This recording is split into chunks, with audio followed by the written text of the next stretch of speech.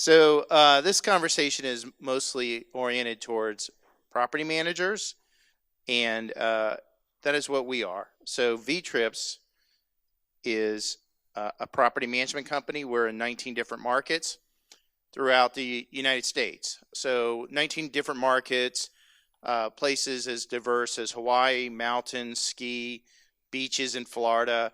So we have a lot of cross-section of data. So when we're coming up here and we're discussing this topic, it's because I have a wide range of data, and because of that wide range of data, it's helpful in terms of providing data. So this is the last slide about us, and then we're going to start talking about OTAs. So you can see we have, well, there's a little graphic thing up there, but we have offices, hard offices, real offices, not virtual offices, with storefronts and things like that, all throughout North America. We've got 150 employees, so we've got a decent size organization here, and I'm just waiting for them to remove this little screen here, and then we can get moving.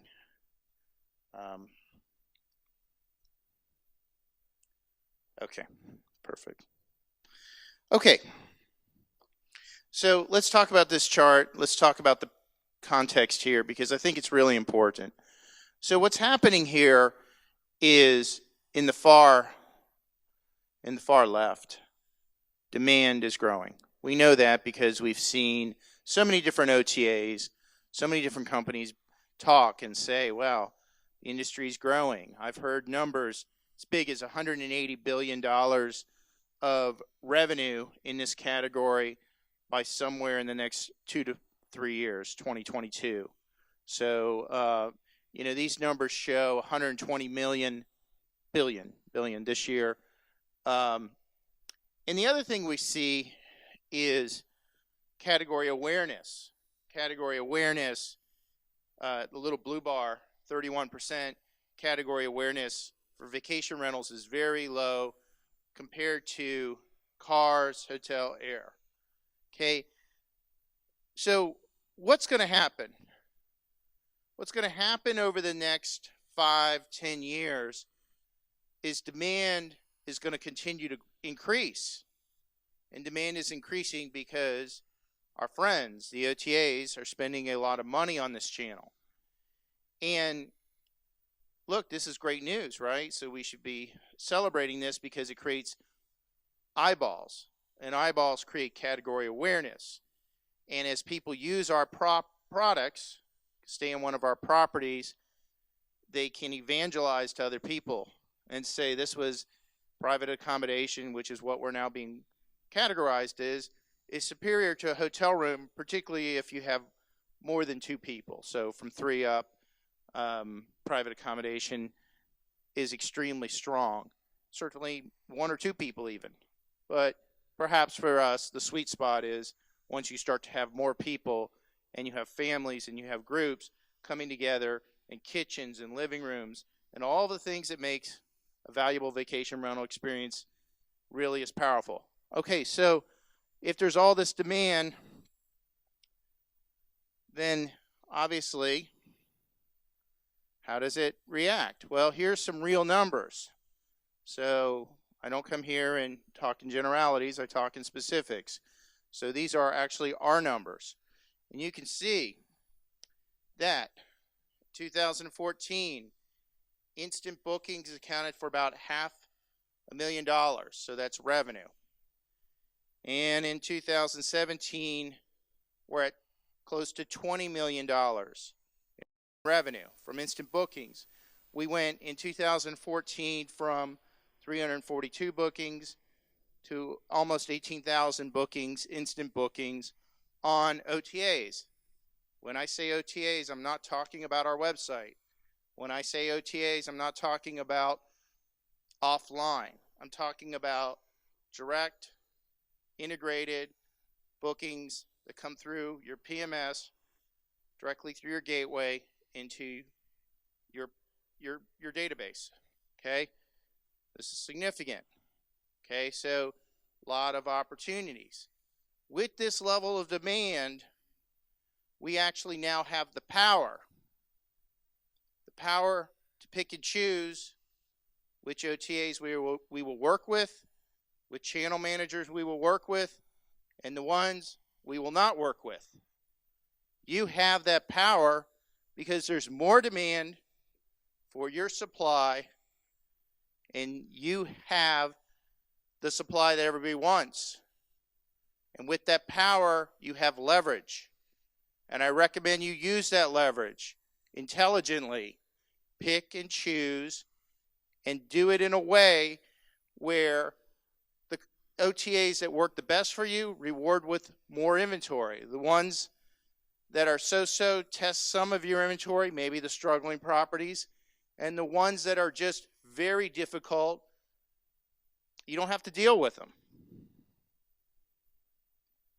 Okay, so what's going on? We hear about disruption. And disruption's going on with the OTAs because, let's face it, the OTAs in many ways want to make it so that they eliminate leakage. How many people know what leakage is? Leakage is this concept that we in the room want to have the guests come and book directly to us, right? Because the best price is probably going to be on our website, or we don't have to pay 15 or 20% commissions. And they're trying to stop that. And they're going to be more and more effective over time. Okay? And what I would recommend to everyone here is you have to adapt to this. So here are the things they're going to do. They've already eliminated phone numbers. They're likely in the midst of eliminating emails and cloaking them. Cloaking them will be where you won't have the real email unless you ask the guest. They're going to go to closed communication, and I think we're going to see them going to generic listings. Okay, so generic listings would be where they take your ads and through AI, artificial intelligence, they recouple it and they strip out the unique identifier that would allow someone to know what your property is, or what we would call it. So maybe I have a condominium is called Cinnamon Beach 732. They would eliminate that and say Cinnamon Beach Oceanfront Condo. So they're going to strip out that 732, that unit number or that unique name, so people can't easily Google and find the source, okay? So if you know that, you have to be prepared, because this is coming. So everybody in this room knows, and what I would suggest is you use these channels to generate customers, but internally you do everything possible to keep those customers to your brand after they check out. So once they become your customer, they don't go back to that channel. You educate your customer at every stage that the lowest price, the best price, is always your website. And you do that with emails, and you do that with your reservation agents. You do that if they check in repeatedly over and over and over again. You must let your guests know that they will always get the best price if they book directly through you. Okay? Subscription versus online. I'm not going to spend a lot of time. I'm just kind of curious. Does anyone in this room use subscription to pay for OTAs? Okay, just a handful. So it's an option. This is a legacy product that's going to go away. They're going to phase this out, and they're going to phase this out by pricing it higher, and eventually it'll be gone, and we'll eventually just be dealing with pay per booking. Pay per booking is going to be a percentage of a fee up front. Some OTAs will then charge the guest a fee, and some will not. So we're going to have to think of each channel and how we manage them. One thing you should get out of this topic is you've got to manage these channels differently, and you got to do it with your rates. You got to use your rates as the way that you leverage these channels. So channels that have a very high cost to you and no cost to the guest, you're going to give them a higher rate than maybe one that has a very low cost to you and charges your guest. I would not give every OTA the same rate.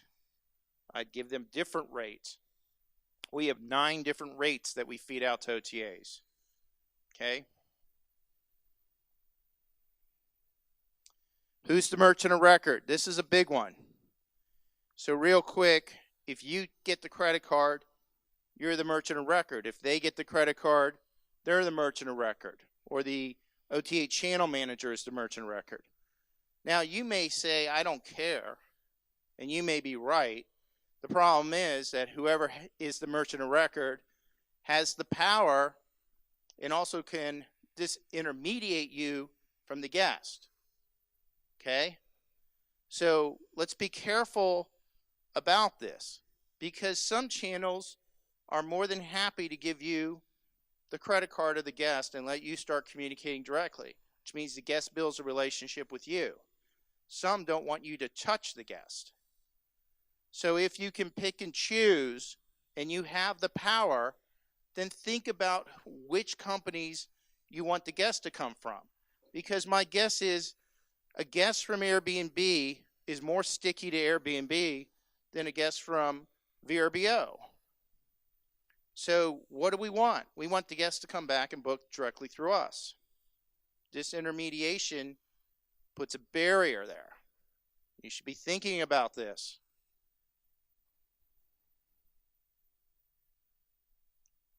Deposits and cancellation policies, these are a big deal. And some of your properties are better on some channels than others. In general, higher end properties will not do well on Airbnb. I know they bought Luxury Retreat. We have not seen them to be effective with luxury. Their deposit policies don't work well. Their house rules aren't very good or comforting for some of our owners. And you probably don't want to have moderate or flexible cancellation terms for your luxury properties. So Airbnb makes it very difficult. Other channels, you can be more conservative. You can mix. You can take your luxury properties and be very conservative. Your non-luxury properties or your one-bedrooms or commodity-like properties, be very liberal. Deposit policies make a big difference.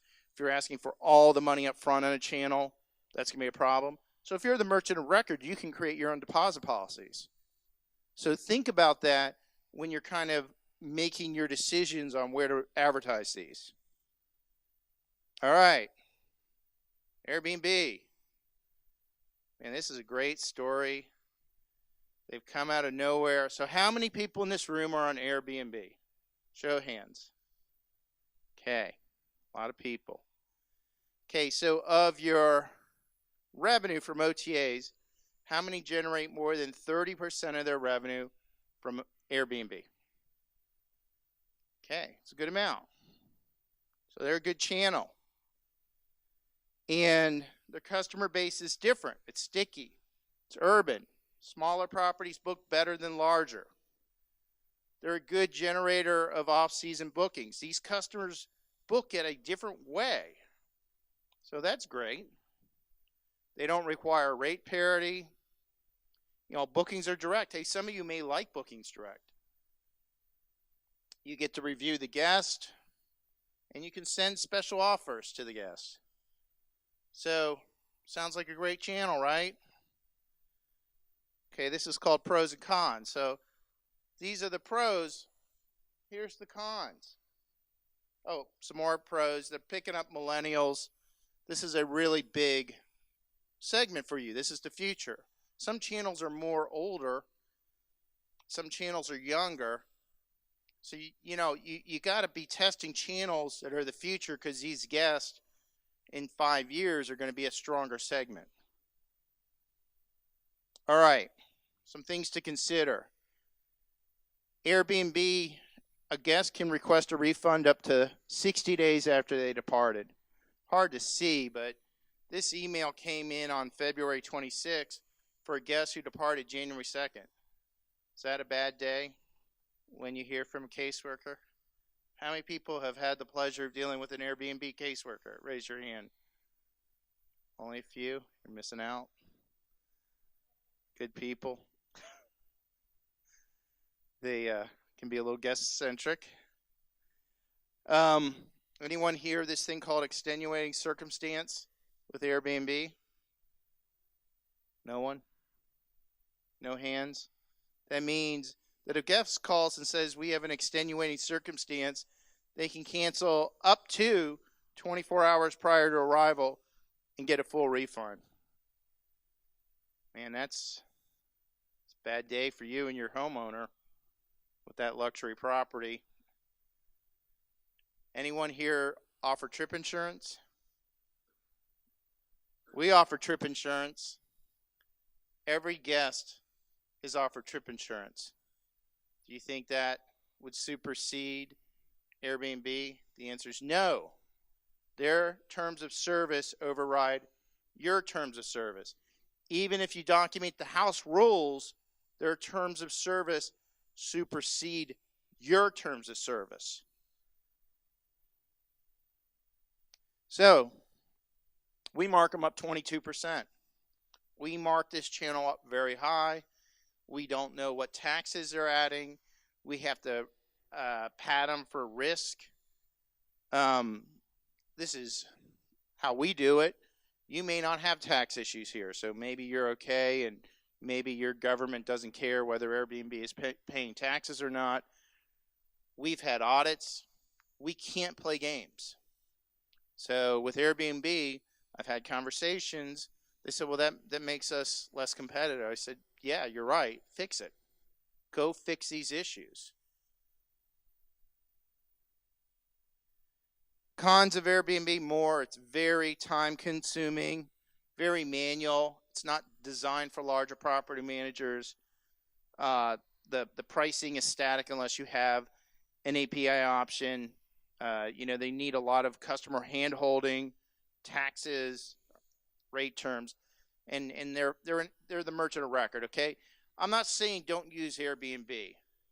I am saying, though, be aware. And, for everybody that thinks Airbnb is going to be your savior, I'd tell you, be very careful putting too much revenue in this one player. They may be good for now, but there's issues and challenges, so I would risk abate this channel by padding the rates higher.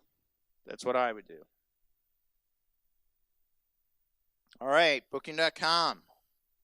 We love them, don't we? All right, so how many people, show of hands, are on Booking.com? Okay, they're a huge channel here, right? A lot of languages, a lot of currencies. How many have 30% of your revenue, your OTA revenue, coming from Booking.com? A handful, okay, about the same as Airbnb. So, look, they're very successful, okay, and there's no question, at least from our standpoint, they seem to be putting more and more resources into this category. Okay, but there are some cons. So the one con is they don't really support full rates and fee structures. You have to push data to them. They don't pull data from your database. And because of that, content doesn't update very easily. They're very bureaucratic. They're inflexible. And they have a poor interface. So as bad as Airbnb is with their caseworkers, at least you can get a caseworker on the phone, or now they have escalation for property managers. These people can be miserable to deal with. I mean, you talk to them and it's like talking to the bureaucracy. And, they basically say, well, you don't have to work with us anymore. That's what we've heard. Now, maybe I'm being harsh to Booking.com, and maybe people here have had different experiences and love Booking.com, but I found them to be incredibly difficult to deal with. So, they keep saying they're going to change. They keep saying they're going to come in and be more flexible. I've been hearing this for a couple years now. So they've apparently hired some more people. We'll see. but they do generate a lot of revenue. So you have to risk abate this channel as well. We charge 15% more on this channel. The Airbnb is 22%, just because it's even messier to deal with Airbnb because it's manual. So we just push this channel up. All right, Expedia. Anyone in this room on Expedia? Okay, handful. Anyone have 30% or more of their OTA revenue coming from Expedia? Okay, there's not a hand showing. And the reason why is because I think when they bought HomeAway, Expedia thought HomeAway would solve their distribution problems and get our inventory onto the Expedia network. And that really hasn't happened. We're a pretty big customer. And we have, for the last 2+ years, attempted to work with HomeAway to get our inventory on Expedia, and it's been almost impossible because it's been one excuse after another. And then they put our inventory on the network around mid-December, and they called me. Guess they thought I'd be happy. And we told them, can't book your inventory. It's timing out, guys. Timing out.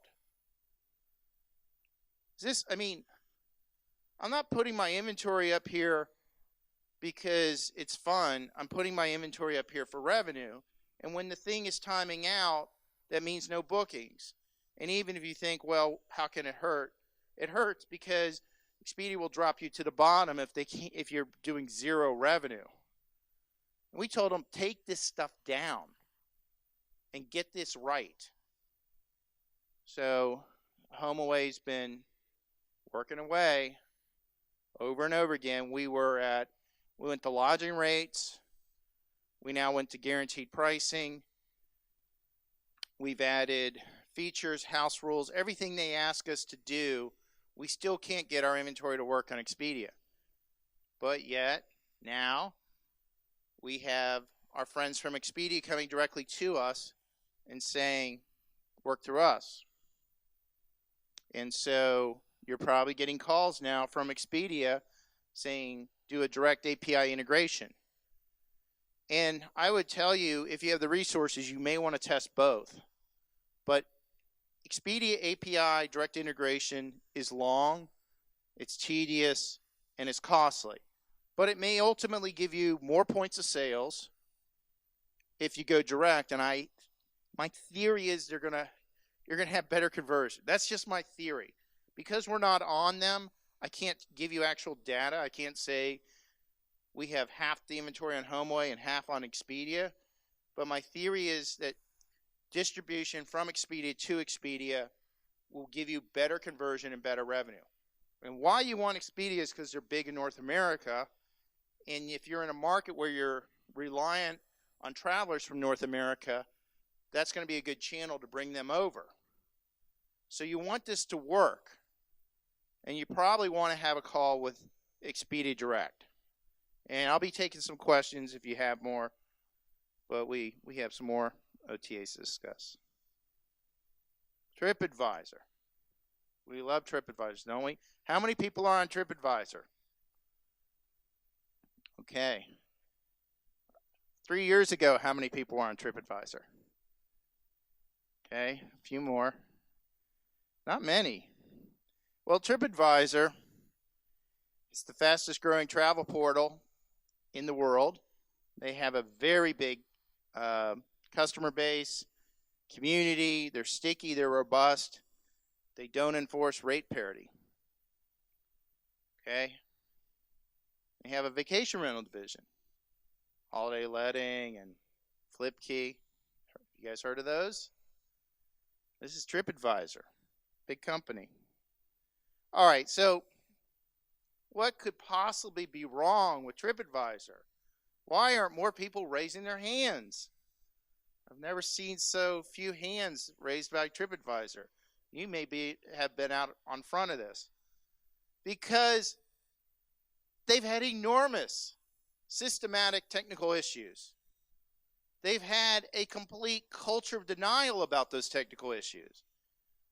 I mean, there were people from their UK division that I had to deal with, or at least they had an English accent. I think they were from their UK division. And I'd say, you know, you guys have major technical problems. Oh, no, it's not us. It's our partners. It's our software partners. It's you. It's not us. And I'd say, no, it is you. We've talked to everyone. Everybody says the same thing. You guys are completely screwed up. Oh, no, it can't be. And they had a lack of ownership, poor resources for dealing with their technical issues. And, I mean, just tremendous staff turnover, right? So could you imagine people just leaving? I mean, and people were just leaving continuously. It's like a revolving door. Except for some of the most incompetent people, they got promoted. They literally got promoted to other divisions. So this was just incredible, right? I could go on. Look, this was a bad OTA to deal with. And we delisted from them. And, you know, they have hurt feelings, and they're telling us they're better now. You could test them. Every time I go to these things, I ask people how they're doing, and everybody still says they're screwed up. And it starts at the top of TripAdvisor. All right, HomeAway. How many people in this room are on HomeAway? Okay. How many people have 30% or more of their revenue from HomeAway? Oh, just a handful. Wow. Okay, well, you know, there's a lot to like, but they're not strong in urban. So if you're in urban, maybe that's one of the reasons. But they own the core vacation rental market. They offer instant booking. They rank high in organic. Rate parity is not a requirement anymore. Or I guess wasn't, but they have this pledge now. Anyone get the pledge? Anyone see the pledge? They ask you for rate parity, and you get a badge. Is that a good deal? All right. You know, the price of subscription went down. Now it's going back up. All right. So this is a pretty dominant player, but they've had some real technical issues recently. So you may not have experienced it because it doesn't sound like a lot of you are on here. But they've had enormous technical issues, certainly in the last 18 months and progressively in the last 6 months. And those issues affect distribution because we're seeing things like pet fees where they fixed it and then they didn't. And then they have house rules and it breaks. And then all of a sudden all your properties show that they're full catering rather than self-catering. And so there's major problems, and I'm just giving you a couple of them. And they just keep breaking things, and they have these things called hot drops. And they drop these hot drops on the network. They don't tell anyone, and then it brings down potentially your API. And bringing down your API could be a problem. There's been a lack of ownership with their software partners over these technical issues. So the technical partners are almost in the dark as they continue to deal with these problems. And there's been follow-up issues as well because I think the staff doesn't know what to do, and people are calling, vendors are calling. Everybody is, hey, what's going on? And I don't think they know what to tell people. They have a lack of transparency on placement ranking. The cost of subscription has increased year over year. So what does this sound like right now? This sounds like the way TripAdvisor was heading in 2015. 3 years ago at this point, we were talking about TripAdvisor having just these same issues, and TripAdvisor was completely in a state of denial. Okay? And literally, they imploded. Like, it was unbelievable. You know, they just imploded. And I remember how arrogant TripAdvisor was back then. And, you know, they were like a $14 billion company. Well, not anymore. I mean, part of it is they just absolutely imploded. They couldn't keep up with their technical issues. They had all these things that they were trying to do, and they couldn't execute any of them well. The verdict is out on HomeAway. Okay? So just be careful, because there's warning signs right now that this network is having challenges.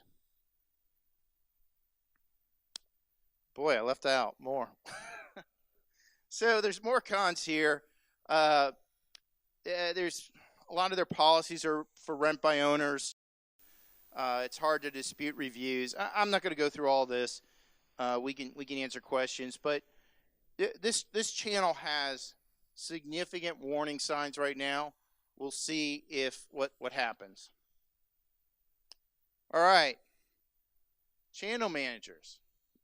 We love channel managers, don't we? How many of you in this room work with a channel manager? Raise your hand. Okay. So I work with channel managers. And channel managers can be a really valuable ally, because usually it doesn't cost you anything, or maybe it's a small fee to list with them. You have experience in dealing with difficult OTAs or small OTAs. And, you know, for Booking.com, you can find one that can handle the screening of credit cards. You know, so I'm sure this doesn't happen to many of you, but you may have noticed there's a lot of bad credit cards coming through Booking.com. You can have an OTA middleman screen those out. That's a lot of labor work. Okay, so look, OTA channel managers can be good, but some of them are really bad. Okay, so you need to be, well, here's the list of the channel managers that I'm aware of. You may know some others. So Blue Tent, Booking Pal, NextPack, Red Awning, Rentals United, Vacay Home Connect.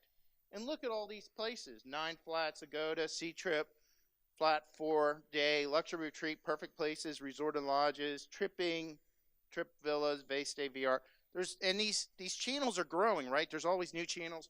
Some of these are really good, like Agoda, Ctrip, Canada Stay. Some of these are really, really strong channels that may be difficult or costly for you to get. So that's why you would use a channel manager. But the cons of the channel manager is, who is the merchant of record? And if you let the channel manager be the merchant of record, you better make sure that you vetted them out carefully, because they're going to be in control of your customers' money, and some of them have cash flow problems. Okay, big time cash flow problems.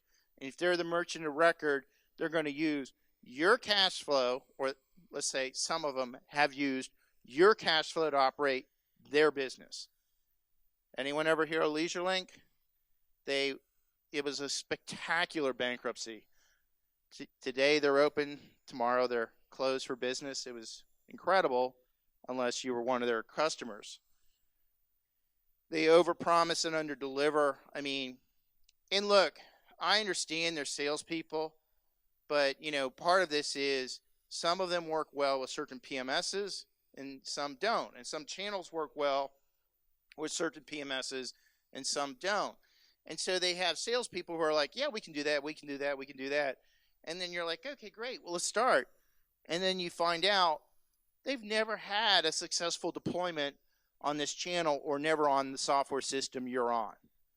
And so it gets very frustrating. Some of them redirect your inventory to your competitors. You know, this is really bad stuff, where here's one of our properties. An OTA middleman took it, rebranded it, and is redirecting it to another site. And you say, well, why are they doing that? Well, we told them to delist our properties, right? Because they were bad, and they were doing some really bad things. and they instead of taking our inventory down, they left it up and just started redirecting it. And so we had to call Expedia Corp and get them into big time trouble. This particular middleman was also marking our inventory up. So you probably have a price that you've agreed that OTA would charge. These guys are charging more and skimming. Okay? You know, look, use them at your own risk. Ask people in this room if they used them before. And for whatever you do, do not sign a one-year contract. Make sure any contract you sign with these people is for 30-day out so you can get out. Because we've continuously had issues. We've tested every single one up there that was a middleman, and we're only doing business with 3 of them out of that list now. So I'd be very careful and make sure you have a 30-day out. Google. So I put Google in here, and you're thinking, why did you put Google in here? Google is a search engine. It's not an OTA. And by the way, Google is not part of any of the revenue numbers we showed because we do consider Google to be separate. We track Google separately. The money we spend on Google and the revenue Google generates, we run it separately, okay? How many people in this room advertise on paid search like Google or Bing? Raise your hand. Okay, this is an area of opportunity. I'm not seeing a lot of hands. You really need to look at this because paid search is a strong alternative channel. We do a huge amount of revenue from paid search, and targeted paid search, like long-tail keywords, is very, very effective and very cost-effective. So a long-tail keyword would be, I don't know, 4-bedroom, pet-friendly flat in blank neighborhood. You know, that's a long-tail keyword. So it's very specific. And the longer the keyword tail is, the better the ROI is. Now, you may not have a lot of traffic, but it's very cost-effective. The other thing about Google is they're starting to test in the vacation rental industry. So here's an example. It's very hard to see of, I typed in a flight to Paris, and it pulled up some flights. Kayak was underneath this. So the first thing that happened was direct sites were at the top. And then when I clicked on more information, it showed me some airlines which I didn't even know existed. I never had heard of WOW. So as an American, I'd never had the pleasure of being on WOW Airlines. I'm sure it's a very good airline. It was the cheapest ticket there. My point is, it wasn't a brand I knew about. Well, that's your website. Most consumers have never heard of you. They don't know who you are. So they go through these OTAs to find your inventory. But instead, if they typed into Google, search criteria for certain specifics, and your property came right up in the search with your price, how powerful would that be? How big of a conversion would that be? So my point is, for everyone who didn't raise their hand, you really need to start to work with Google. It's very important for you to start to build a direct relation because they're going to be an OTA. And it's going to potentially be a significant amount. And they may have CPA, cost per action, revenue share. Okay? So this is exciting stuff. And you'll have a competitive edge over others if you're out in front of this. All right. We're going to talk about real numbers here and trends. And then everything you see here, I'm going to look at the next 2 months of 2018. So for 2016 to 2017, we see the HomeAway channel was the dominant channel with almost $16 million in revenue, 80% growth. But Booking.com had the highest rate of growth at about 400%, from about $250,000 to over $1 million. Airbnb was close with 237%. My friends from TripAdvisor went from 800,000 to 13,000 because we pulled the plug.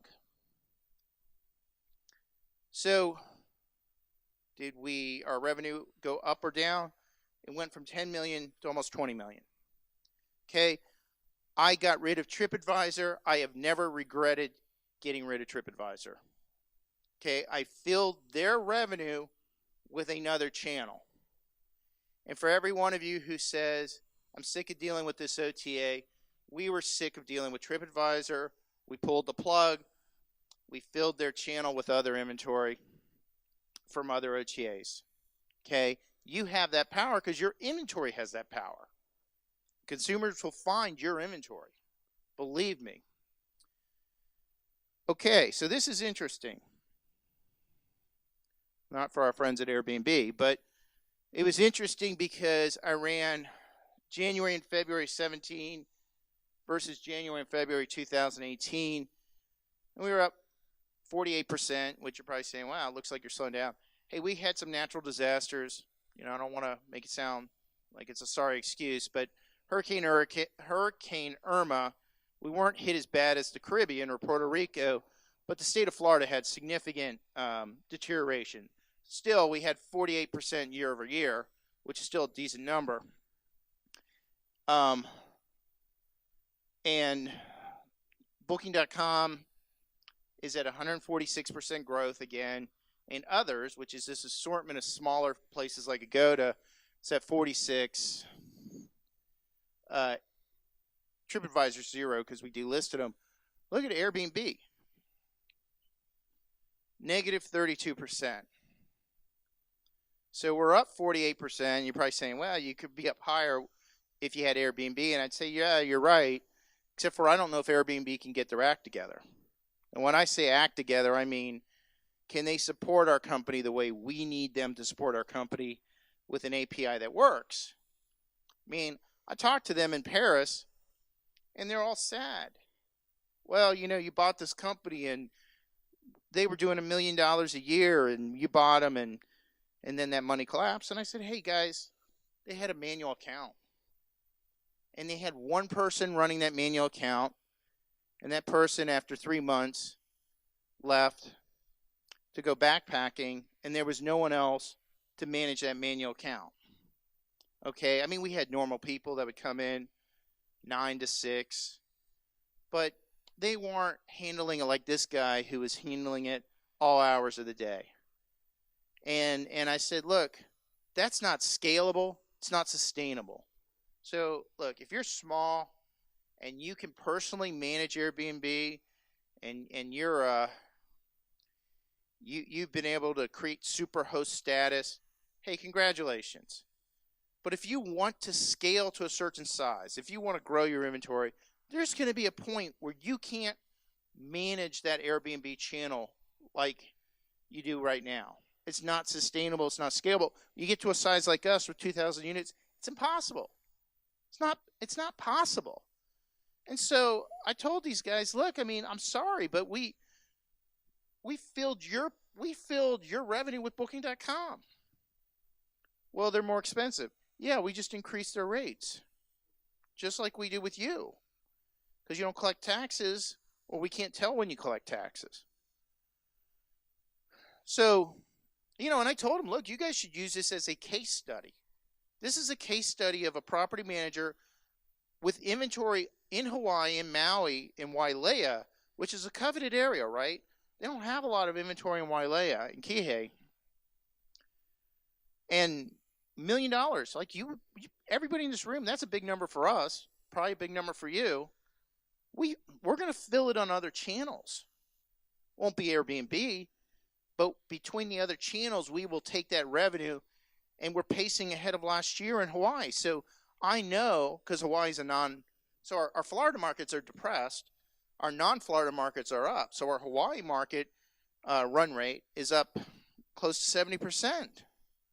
So we're not concerned that it's not on Airbnb because Airbnb is so difficult to use.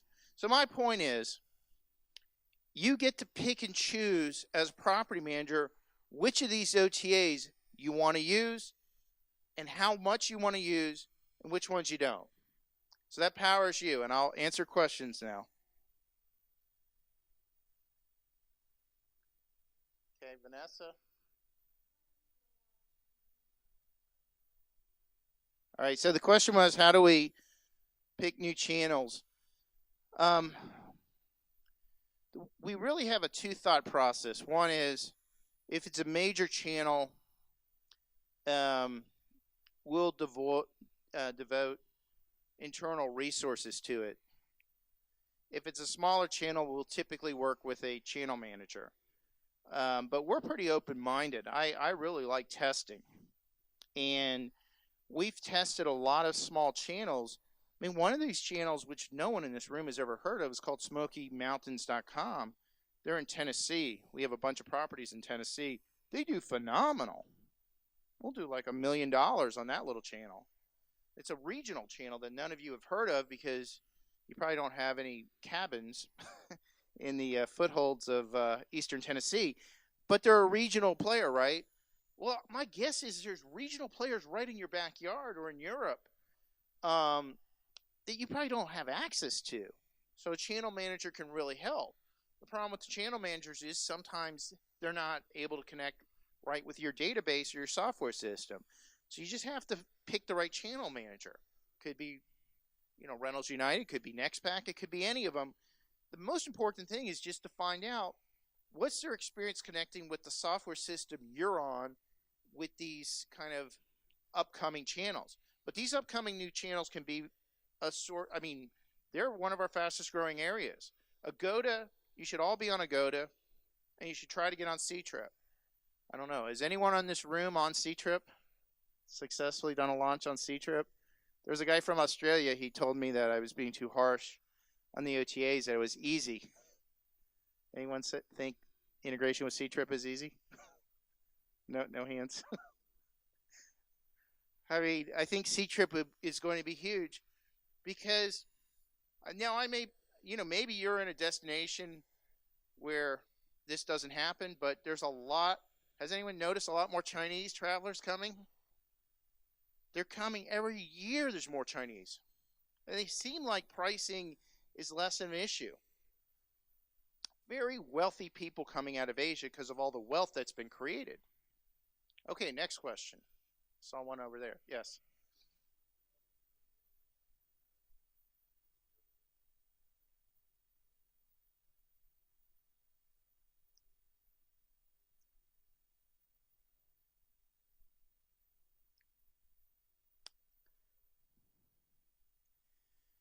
Okay, so the question is, previous years, was our growth organic or because we picked up unit growth? Previous years, it was a combination of both. We've been growing. We've been acquiring different companies at a pretty significant pace. Last year, we bought, I think, 8 different companies.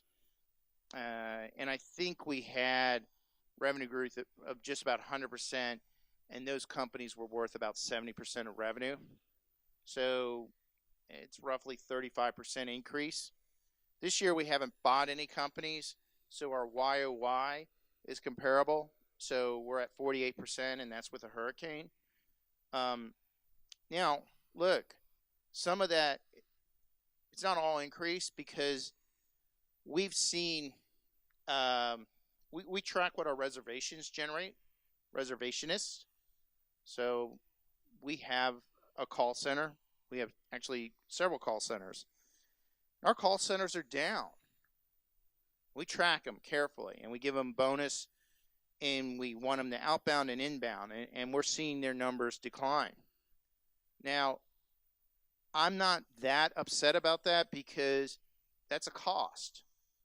And at some point, I'm going to start to reduce the amount of call seats. So there are savings when you go to instant booking because you can start to reduce some of your reservation staff. That's a hard cost because you have employees, benefits, equipment. So there's kind of an underlying issue that's not really here.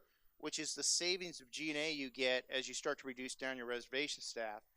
And, I'm looking at numbers right now. The time to do it is probably not when you're busy with advanced bookings, but when you get to your kind of off season. For us, we see our advanced bookings really slow down beginning in August.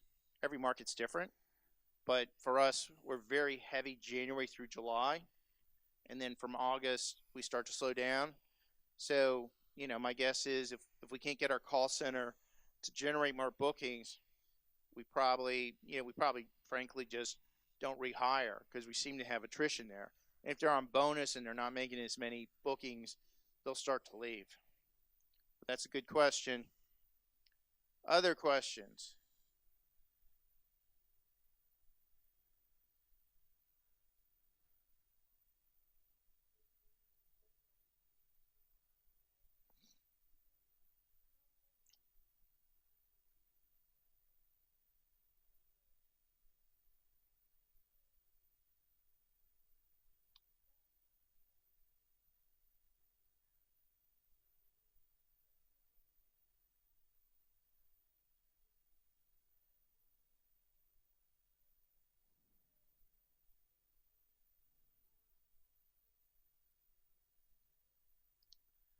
Okay, that's a great question. So, what's the future of OTAs? Are they essentially going to try to disintermediate us, which is a kind word for another euphemism? Or do they see value in us? And that's really the core point. And that's why I'd say you got to risk abate by working on multiple channels. I think it depends on the channel. My opinion is Booking.com and Expedia Corp don't want to disintermediate us, that they're comfortable dealing with larger customers, and they don't want to start dealing with homeowners or property owners. I could be wrong, but that's my theory here. I'm not saying they won't have some segment of an Airbnb-like product. I mean, certainly Expedia bought HomeAway, and HomeAway has a rent-by-owner component. But look, I've studied HomeAway, and on the rent-by-owner stuff, I mean, those, as mad as property managers are at HomeAway right now, rent-by-owners are even more mad at HomeAway, because they've changed so much so fast for rent-by-owners, and rent-by-owners have left that channel probably far faster than property managers. So I don't know that Expedia HomeAway sees their future dealing with a lot of fragmented, highly needy rent-by-owner types, nor does Booking.com. I very much doubt that Vtrips feels that way, although anything's TBD, but their model tends to be dealing with larger companies and those type of things. So really the question is some of the other channels, Airbnb. And I think to date, Airbnb has shown either through action or inaction that they do not really respect property managers or value or figure out what the value is. And it should worry you if you have too many of your eggs in their basket. I mean, it's been widely reported they tried to buy Wyndham Europe, right? I mean, literally, they were one of the bidders to buy Wyndham Europe. They bought luxury retreats. I mean, if HomeAway had done this, people would have been screaming from the rafters. But Airbnb bought a company that could compete with us, and they tried to buy a massive company, and who knows what they're going to do next. And so my question to you is, is this the company that you want to put a lot of your eggs in the basket for? And, I would just say be very careful, because to date, our experience hasn't been very strong with Airbnb. So have lots of channels, open up accounts with Google, diversify your inventory, and make sure that you have the ability to remove your inventory from a channel if, for instance, they buy your competitor. Literally.